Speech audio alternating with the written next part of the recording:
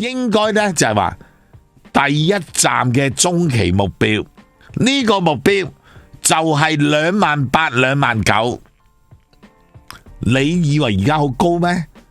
你以為呢個目標好高咩？其實唔係喎，而家係23000啊，24000啊，吓，咁28000、29000係咪4-5千點啊？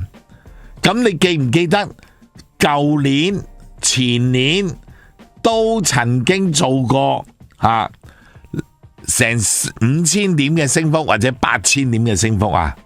係咪啊？呢啲根本就唔係遙不可及。要做就做啊，同埋資金流向推動嘅話，就會有咁嘅升幅。而資金流向呢，亦都係而家個環境越嚟越似啦，因為美股似係派緊貨獲緊利，美元係弱過弱煲，跟住資金就流過嚟，咁就造就咗呢次嘅牛市嘅升浪，一直維持呢2-3年都係咁嘅睇法。咁所以呢，如無意外呢，今年年尾應該就係28000至29000嘅位呢就合理啦。可能會高過都唔定，但係呢個呢就要到期時睇個氣氛咯。咁所以即係成個牛市行晒出嚟噶啦。咁港股雖然叫做話，即係之前連跌咗3日800幾點，彈翻200零點上嚟啦。你覺得嗰個彈力仲可唔可以繼續持續咧？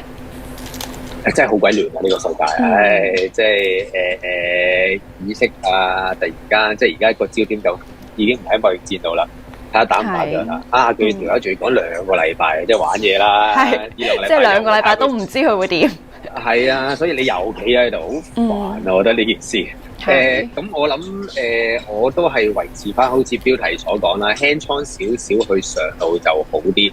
即係始終今年個操作都 OK 嘅時候，即係賺到錢嘅話咧，即係呢刻要搏嘅都係用啲利潤去搏，就會容易啲咯。你問我即係好真係好難㗎。即係我自己，我不如講翻我自己操作啦。我跌落嚟嘅，我有加下啲高息股嘅倉啦。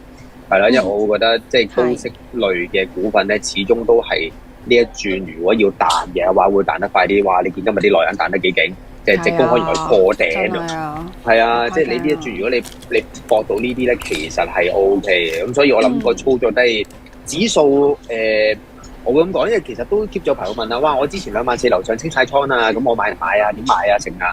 咁我覺得呢啲人生贏家嚟㗎啦。你之前可以清晒倉嘅話，咁你咪跌落嚟慢慢買咯，我會覺得，同埋都係啦，揀翻一啲叫做買得落去穩陣少少嘅股份咯。我諗內銀啊、電信股會係呢一堆咯。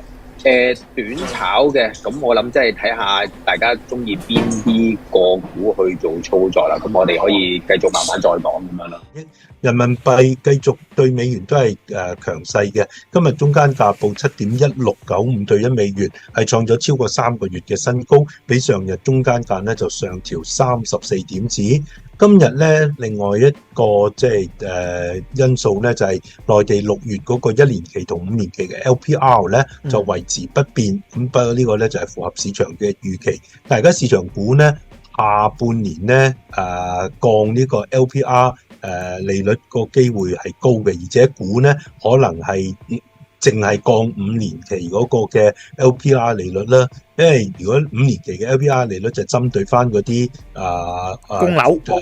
供樓嗰方面咁都預計下半年可能會有一啲穩樓市嘅措施係再出台咯。咁所以就估下半年可能嗰個LPR 利率有機會，因為喺5月7號咧，人行其實係當時宣布咧下調公積金嘅貸款利率0.25個百分點，為後期居民商業房貸利率咧就可能下半年咧嗰個居民商業房貸利率下調係打開咗個空間，所以而家市場估下半年咧人行可能有機會係通過單獨引導5年期以上嘅 LPR 報價下行嘅方式咧，推動居民房貸利率更大幅度下調咁希望刺激翻嗰個購房嘅需求，扭轉個樓市咯。咁講翻個恒指啦，琴日我哋就話個阻力喺邊度啊？23,000，琴日講係235啊，23,500。咁啊，今日咧今日就啱啱嚟到呢個位咯。咁再反彈嘅話咧，今日我暫時會係睇過去連續3日下跌嘅一次技術性反彈咯，因為美股期貨今日彈翻啊嘛，咁我哋都係跟。咁但係咧就如果再上而家20天線跌穿咗，就由支持變做阻力，就係23,700咯。咁而下邊嘅支持位嚟講咧，就仲係即係6月3號嗰個上升裂口爭啲多都未補晒㗎，咁會唔會完成呢個技術性反彈，再補翻呢一個補晒呢個上升裂口咧？個上升裂口嘅底部咧就喺23163嘅。好，23163啊！近日咧，我哋見到咧，都叫做即係喺6月11日啦，係逐步咧係做咗個新嘅頂啦，咁啊破咗5月21日嘅喎。咁整體嘅走勢其實咧就睇落表面上咧都好似唔錯，咁但係我哋睇翻呢個9日嘅 RSI 咧，其實你會見到一個好明顯嘅頂背馳出現咗嘅。咁仲有一樣嘢咧就係講緊咧，其實咧而家嘅情況咧都係即係同3月咧有少少似嘅，就係咧連續跌咗2-3日陰燭之後咧彈翻支陽燭，跟住穿底就散嘅。咁呢個情況咧，其實咧今日咧就有多少似啦，又係即係連續3支陰燭之後咧就做翻啲陽燭，咁睇個底穿唔穿啦？如果穿嘅時候咧，相信後市有機會再調整嘅，咁啊冇咁快完嘅。咁我就即係從計翻過去一段時間嘅一個叫波幅啦。咁其實今次如果真係要係調整嘅話咧，咁我相信咧，首先第一樣嘢咧就會係跌穿翻琴日嘅低位啦，23185先。咁如果穿嘅話咧，好大機會就要向下走噶啦。咁向下走嘅時候咧，其實咧就以波幅計算咧，個目標價係接近翻21,000點左右。咁所以其實咧個下行嘅幅度都唔少嘅。咁除之外啦，亦都即係順帶睇埋咧嗰個叫做科指方面啦。其實科指咧係做咗個雙頂嘅，咁而家就等待翻咧係穿嗰個頸線位嚟確認。咁所以其實咧不論係恒指啦或者科指，其實走勢都麻麻地嘅。同埋有一點大家都要留意翻喎，早前咧我哋港股啦一路升上嚟嘅時候，咁強勢啦，因主要其中一樣嘢咧就話咧一啲叫傳統類嘅股份咧做得唔錯，譬如友邦啊、1299啊、匯控啊、94嗰啲都係一路即係向上走。咁但係開始近日咧有啲回落啊，咁再望埋咧權重嘅科技股咧，其實咧走勢咧都係偏弱。咁所以呢啲普遍即係權重嘅股份走勢都差咗，又再加埋一啲新經濟股咧，似乎咧即係開始咧有啲獲利嘅情況啊，譬如老鋪黃金啊嗰啲都開始轉翻差咧，咁其實大家就要小心啲噶啦。升到冇譜嘅時間咧，420啊最高，咁你回吐咧就係等一啲嘅支持位嚟到買，第一個位400蚊，第二個位380蚊。究竟係高位沽啲貨啊，定係未夠貨呢？就回位買啦嚇。如果你話有貨嘅，咁我覺得又可以不變應萬變啦。嗱，港交所係強勢股。隨住個市況咧，就冇之前即係嗰個表現可能咁好嘅咁樣。咁388咧喺嗰個螺咧，即係佢咪有個螺金螺啊，即係 IPO 敲嗰個金螺啊。而家話巡遊啊嘛，喺香港嗰度巡到7月3號咁樣。咁但係即係個螺未出之前，其實佢係有少少出師未捷啊。已經個股價之前連跌咗3日，今日有得彈嘅。咁係咯，觀眾都係想後低買啦。你建唔建議依個位入啊？但係係咯，個螺味道有少餓，而家餓地啊，落翻嚟3棍打落嚟，而家呢個位置。我會咁講啦。如果就算係搏嘅話咧，我諗個心態上面都係唔好諗住佢再破頂咯，因為我諗個形態係轉差咗嘅，即係10天、20天先又跌穿咗啦。咁同埋我諗，始終個大環境係有少少唔同咗。即係之前你話我哋純粹睇貿易戰嘅話，咁都係23,000、24,000樓上就保守少少，23,000就應該會舒服少少咁嘅覺啦。咁大家多咗個打仗嘅因素咧，變得會唔會再殺深啲咧？其實唔出奇嘅。再加上頭先阿 Cherry 都講咗啦，即係近排啲新股，即係好似尋日嘅豉油咁樣啦，即係豉油即係隻海鮮啦。咁大家預期都正啦，但係點知係最靚係暗盤啦。咁然後開出嚟，臨尾都係要曾經穿過添嗱，今日都仲係喺個招價度鬥緊嘅啫。咁我覺得呢一樣嘢係會令到個新股可能有少少降溫嘅。咁變得388炒新股嗰個熱度咧，會唔會因此而又落翻少少咧？我諗呢個要留意嘅。咁我諗勝在係咩咧？勝在而家388指示位就好容易睇噶啦。你睇住389蚊嘅位置啦。嗱，尋日389個2，今日389個4，即係我諗呢個就係短線，即係一個叫幾重要嘅支持。如果你再殺落去咧，就隨時要試翻之前個頂㗎啦，378嗰啲位置嘅啦。咁所以變得大家炒嘅時候，我諗你用住呢個位嚟做住止蝕去搏先咯。係啦，好啊！如果穿支持嘅位，有機會落到378，咁所以要小心留意住啦。咁樣如果係即係搏咗388反彈嘅觀眾，咁最高位咧去到84蚊㗎，嚇140幾嘅，跟住回翻落嚟咧90幾嗰下咧就係關稅嘅問題啦，90幾啦裂口開低啦，買咧亦都上翻130蚊嘅，而家再落嚟。嗱，你有冇留意到啊？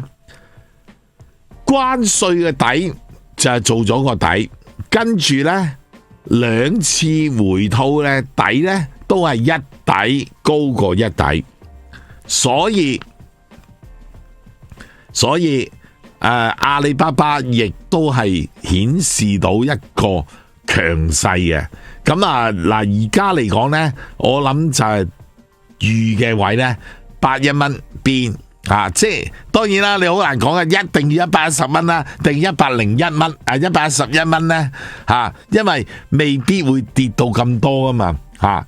但係81蚊同埋105蚊應該可以分別咧吸納一注至兩注噶啦嚇。咁啊，留意住呢啲就係儲貨嘅股票，呢啲係阿里巴巴咧係嚴重低水。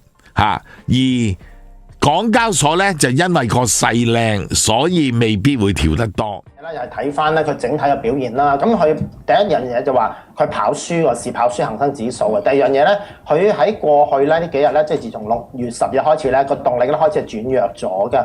咁第三樣嘢，佢咧就做唔到一底高於一底一個上升浪喎。咁已經係即係比較差㗎啦。頭先所講嘅三樣嘢，咁再睇埋短期趨勢嘅時候，佢已經係即係喺個下行之中啦。咁喺過幾日啦，都跌穿咗啲短期嘅支持位啦，就係講緊咧喺6月16日嘅最低位。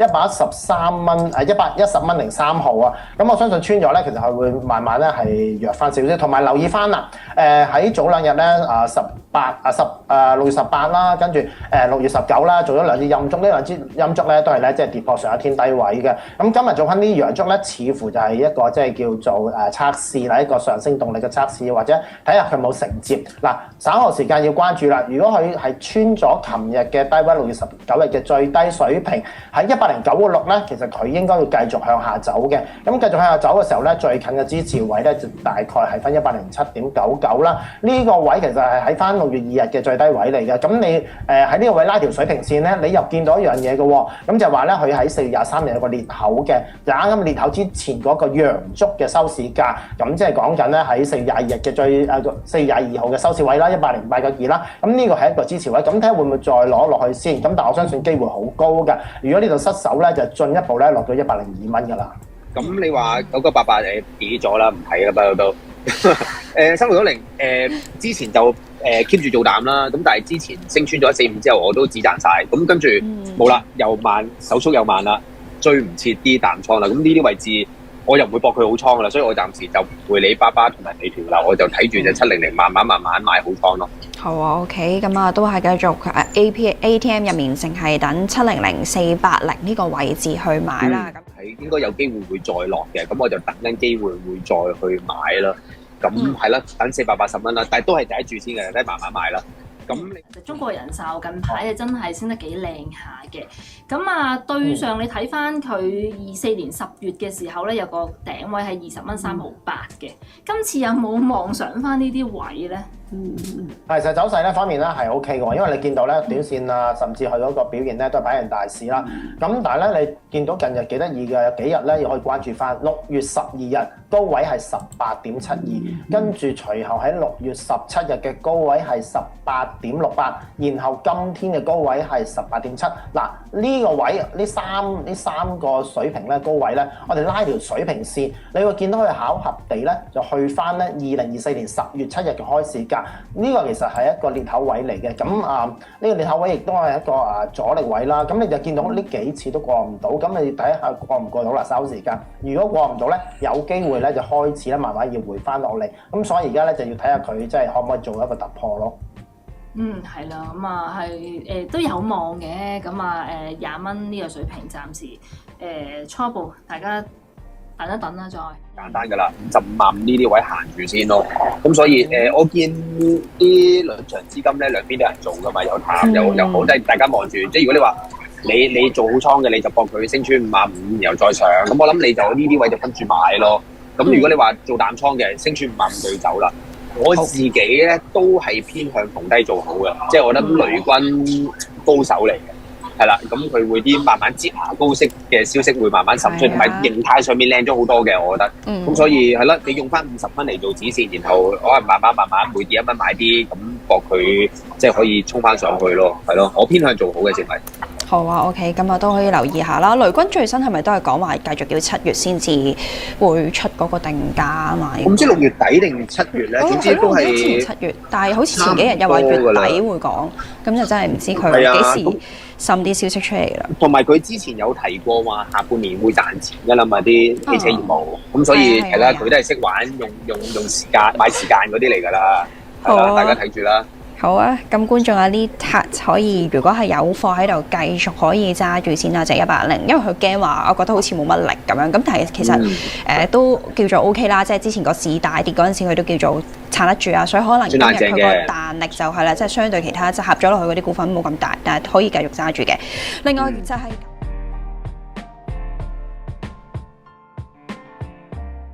相對於黃金過往嘅1年嘅升幅嚟計，100蚊金算唔算多？唔算，但係都仲有嘅作用喺度，都仲有嘅作用喺度。同埋呢次最高去到3450，破唔到歷史高位3500，係咪啊？點解會咁啊？而升咗2日，第3日就跌翻落嚟，落翻3400樓下啦。咁咧其實未算打回原形，但係只不過升幅唔多，回吐呢亦都冇翻落翻去個底部，最好噶啦表現最好噶啦。嗱，咁你話啦，喂，打仗啦，扮揸以色列炸伊朗，跟住啲金扯上去3450，我就3400樓上追啦買啦，咁你而家咪瀨嘢咯，係嘛？幾日啫嘛，即刻瀨嘢啦，咁當然啦，你話喂再惡化先算啦，唔通唔惡化咁點啊？係咪先？咁你已經已失咗先機啦，係咪？嗱，呢個金都還好啊，我哋睇下其他避險工具啊。美元嘅弱勢呢，基本上呢已經確認噶啦，都上唔到100樓上喎，真係喎。嗱，你而家喺98啊嘛，98邊啊嘛，咁正路一有軍炸有打仗嘅情況呢，美元嘅價格上翻100好正常啫，上唔到啊。咁所以呢，又係啦，如果唔打美金呢次穿98噶啦 ，confirm 落95噶啦，咁嗱，今晚呢聯儲局議息睇下個情況係咩啦，有冇咩暗示啦？如果稍為有啲鮑威爾跪低嘅意圖呢，咁今晚就穿98。4月嘅時間，3、4月嘅時間呢係仲高咗嘅。咁即係話呢，其實冇乜資金湧入去債券市場避險，點解啊？大家明啦，6月份美債還款高峰期，6萬億嘅債，而家都唔知點諗，咁嘅時間，自然效果就一般啦，係咪？咁所以呢，即係人話避險，你話避險，聽埋呢出邊哇！一打仗就買金，你要睇下究竟係咩位，同埋究竟係咪飆高咗？仲有就係話呢個避險工具係咪真係有作用先？一打仗就買金買油嚇，買債券買美金。嗱，買債券買美金就死咗啦，買油咧你摸到個高位咧，你就大鑊啦嚇，所以唔好道聽途說啦，人哋噏得你就去跟去做，多唔夠你死啊！尤其是今年啊，今年係會有，特別係去到下半年啊，有好多風險嘅因素。係你哋唔知，但係會發生。而呢啲風險因素一出現嘅時間，基本上個走勢係可以逆轉、調轉出嚟噶。咁所以唔好亂做，反而就仲可以幫到你。話嗰啲咩941就淨冇跌過咁滯啦，我會認為。即係內銀都跌過下啦，但係其實都你講真939，我自己就939啦。喂，而家就個5厘幾息，我真係好難叫大家呢啲位買嚟收息。Even 941都係嘅，落到6厘樓下我都好難叫大家買嚟收息。如果你話真係要有啲好少少或者息口嗰個回報高啲嘅，我維持翻我可能睇隻215啦，即係和記啦，和記電訊啦。咁因為佢而家個息講緊7厘幾嘅，咁同埋佢都 guarantee 嚟緊個派息都 keep 到嘅，再加上佢嘅賣點就係佢 cash 好多，講緊30幾億 cash 㗎，而家40幾億嘅市值，咁我覺得呢啲位置買落去亦都安全嘅。咁所以如果你話真係想揀一啲叫做另類或者叫做冷門少少嘅，我會建議呢一隻係可以睇下嘅，即係215，我自己持有啦，215都。好啊 ，OK， 咁啊，如果係股票個股咁啊，可以留意下隻215呢隻，即係之前我一路同我哋講嘅收息之選，隻和記電訊啦。如果唔係就即係想分散少少嘅，其實都有啲即係高息嘅 ETF 嘅選擇嘅，咁可以留意翻。係咪而家6.5厘都可以買得過嘅？即係倫 Sir 覺得係領展可以而家可以買得過嘅，佢唔係嗰時2厘就梗買唔過啦，係嘛？咁都跌得夠多㗎啦，係啊，而家都可以買，即係長線啦，冇問題嘅。長線收息啊，幾年係啦，諗住收息嘅，就而家6厘幾，係一個幾唔錯嘅選擇嚟嘅。係啦，有隻應該係3437咯，係啦，咁係啦，有啲央企嘅 ETF 啦，或者富邦有隻滬深嘅 ETF 啦，咁都叫做買翻啲大型少少嘅公司啦，咁變得如果你話我其實最緊要都係個風險嗰樣嘢啫，想摒除個風險嘅。咁我諗你買呢類型嘅公司，按道理咧，咁你就會心安理得啲嘅。因為有陣時你可能買啲民企啊，你又會驚噶嘛，究竟會點咧咁樣樣。咁係咪都要睇下究竟佢所謂高息即係或者央企啊，或者滬深港嗰啲企業，咁但係佢入面係揸住啲咩企業都要睇埋咯。我都要睇埋㗎，係啊，因為留意翻啦，例如我都 check 過滬深港嗰隻嘅 ETF 嘅，咁佢始終有啲 A 股啦 ，A 股我又唔係好熟啦，咁所以變得我自己就冇買嗰隻嘅，反而央企嗰隻你打開見到全部都係啲中字頭，大家都熟口熟面嗰啲嘅，咁變得即係相對嚟講又會熟啲啦。二來就係話你都係唔想即係淨係買隻股票啦，咁你可以透過呢一個嘅 ETF 就分散翻唔同嘅企業嘅風險咯。如果你話真係要長線收息嘅話，我諗都係用一個好簡單嘅月供嘅方法啦，每個月都投入一個資金入去啦。咁同埋即係你話成本嘅要留意嘅，即係講緊你話究竟月供要收費幾多咧？因為大家留意有啲銀行啊、成啊都有啲 mean charge 嘅，咁變得如果你話啱啱 meet 到 mean charge， 然後去做嘅話，就應該相對係抵啲嘅 mean charge 再 versus 嗰個叫做 percentage，OK？咁另外係啦，睇埋個股息嘅收費啦，因為都係嗰句啦，你買得高息股或者 ETF 嘅，你都要長坐啦，希望財息兼收啊嘛，咁變得嗰個手續費都要留意啦，收股息嗰度。咁啊，最後啦，存倉費啦，我都唔 sure 而家仲有冇噶啦。我諗有啲老牌嘅應該都仲會有嘅，普通證券行應該少啲噶啦，係啦，因為始終係啦，收息股或者 ETF 都係噶，你都係擺好耐嘅時間。咁我諗呢一個嘅費用都要留意嘅。咁所以咧，佢自己有啲強積金啦嚇，咁80幾萬嘅，要唔要將啲強積金轉晒做啲保守嘅基金？問一問 Chris 啊，呢啲有乜睇法咧？嗱，其實咧如果大家咧即係睇翻個歷史啦，經過即係呢幾廿年啦，經常都有啲係即係呢咁類似嘅戰爭發生啦。喺初段市場係會比較緊張啲嘅，咁亦都會即係為市場帶來一個比較大啲嘅震盪啦。咁但係慢慢咧佢持續落去嘅時候咧，市場就會係即係開始咧淡化咗啊。咁所以咧亦都對整體咧嗰個市況咧未必咁大震盪。咁所以我覺得暫時嚟講唔需要太擔心咯，即係佢唔會即係令到市場咧長期都即係睇得太淡嘅。咁呢個只不過係短暫嘅情況嚟嘅。咁所以如果你係即係強積金嗰啲咧係屬於咧長期嘅投資咧，就唔需要因為咧而家呢啲短暫嘅因素而令到你咧係改變嗰個即係叫做係強積金嘅投資策略㗎。係，同埋即係強積金通常都比較長線啲啊嘛，係咪啊？係啊，你兩位又點睇啊？我自己嘅睇法咧就係話，而家呢個時間，大家對中東局勢嗰方面咧，其實我又覺得嗰個風險咧未去到一個叫一觸即發。你而家講緊就係話，首先第一樣嘢，兩個地區有冇得打先，同埋嗰個打會產生嘅影響又會係點？嗱，打就一定冇得打㗎啦。係啊，伊朗輸緊，一定輸，但係佢咧封咗個霍爾木斯海峽，就變相咧影響到個油啦。但係美國可以佔領翻霍爾木斯海峽，佢有咁嘅軍事力量。係啊，但係咧美國係冇能力佔領伊朗嘅，係，因為伊朗有差唔多9000萬人。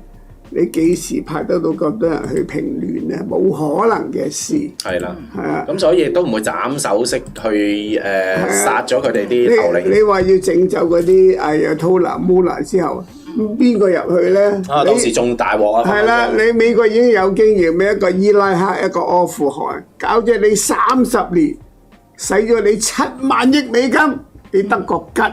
係啊，咁所以絕對佢唔會去搞死佢嘅，因為對佢冇好處啊嘛。就係咯，你諗下啦，俄羅斯侵略烏克蘭，以為1個月搞掂晒，3年啊，都仲未掂，令流血流到自己要死咁滯啊！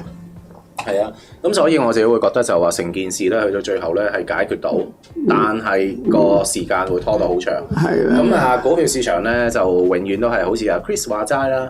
係一個叫短期嘅影響會比較大，但係之後一開始咧就逐步咧就係個市場嘅反應啦，係去消化咗之後咧就冇咗嗰個憂慮喺度嘅。首先第一樣嘢，即係伊朗自己都知道唔可以攞個核武出嚟。